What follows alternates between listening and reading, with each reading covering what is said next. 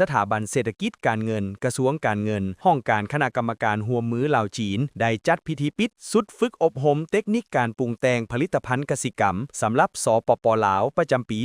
2025โดยการเข้าร่วมเป็นประธานของท่านนางแสงเดือนไสยศรรองประธานผู้ประจำการหัวหน้าห้องการคณะกรรมการร่วมมือลาวจีนท่านคำแก้วมหาไสยห้องการเศรษฐกิจการค้าสถานทูตจีนประจำลาวและท่านมาเคิงหัวหน้าศูนย์ร่วมมือสากลกลุ่มบริษัทสถาบันกลจักรและการค้นคว้าวิทยาศาสตร์ด้านกสิกรรมสปจีนจำกัดพร้อมด้วยบรรดานักวิทยากรเฉพาะด้านระดับแถวหน้าของสปจีนนักวิทยากรและแขกถูกเชิญเข้าร่วมโอกาสนี้ท่านนางแสงเดือนไสยศรรองประธานผู้ประจำการหัวหน้าห้องการคณะกรรมการร่วมมือลาวจีนได้กล่าวว่าสุดฝึกอบรมนี้แมนมีเนื้อในลงลึกทางด้านเทคนิคและมีลักษณะวิชาการสูงซึ่งได้รับเกียรติจากวิทยากรครูอาจารย์ที่มีความเชี่ยวชาญเฉพาะด้านระดับแถวหน้าของสปจีนมาแบ่งปันประสบการณ์และถ่ายทอดความรู้ให้แก่นักสัมมนากรลาวส่วนนักสัมมนากรลาวที่เข้าร่วมก็สามารถเว้าได้ว่าแม้นผู้ที่มีระดับเทคนิควิชาเฉพาะในระดับที่แน่นอน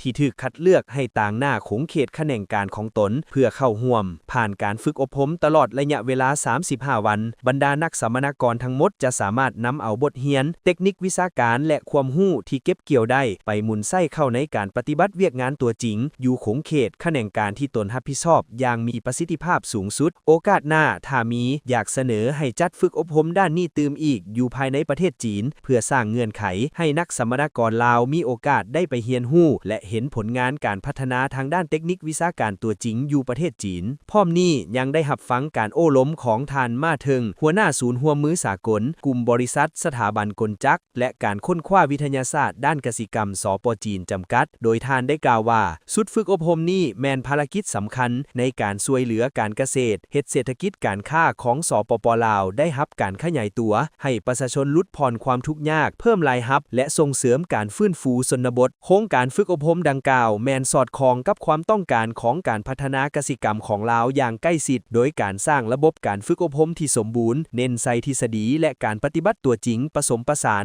ช่วยให้นักสัมมนากรสามารถบรรลุการเชื่อมโยงความรู้และปฏิบัติอย่างลึกซึ้งในตอนท้ายได้มีพิธีมอบใบยั่งยืนให้นักสัมมนากรจำนวน50ท่านที่สำเร็จการฝึกอบรมครั้งนี้ด้วยความสำเร็จจบงาม